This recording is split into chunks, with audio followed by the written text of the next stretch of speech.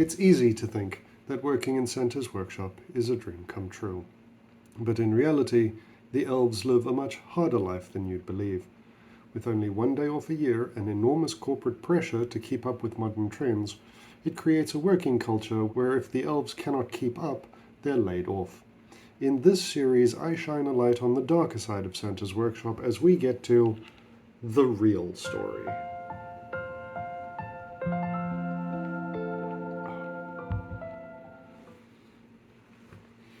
In recent years, children's toys have gone from trains to complex computers and their games.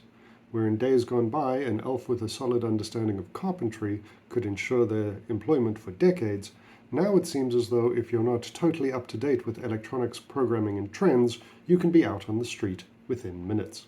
I managed to catch up with one such elf who has asked to remain nameless. In our interview, he spoke on how conditions changed overnight, and how he, like many others, was simply handed tasks to build trademarked games consoles with little to no training. As expected, this resulted in Christmas Day system crashes and layoffs, which then led to many an elf facing legal backlash from the trademark holders and with no one to stand for them.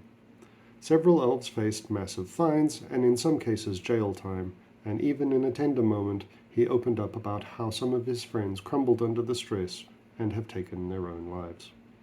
He managed to skirt the axe by working in fabrications, building the cases these machines came in, but once that was streamlined by machines he designed himself for no additional compensation, he was tasked with game programming, and that's where it all fell apart.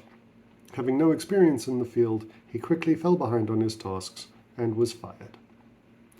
Although working in Santa's workshop would seem as though it would carry significant weight in the job market, most people's belief that the place wasn't real made it nearly impossible for him to find work.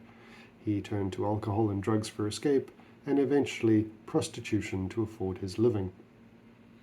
But not all stories have an unhappy ending. Our friend did manage to correct the course of his life and cleaned himself up. He found work as a sales assistant in a DIY superstore, and at time of recording was engaged to be married.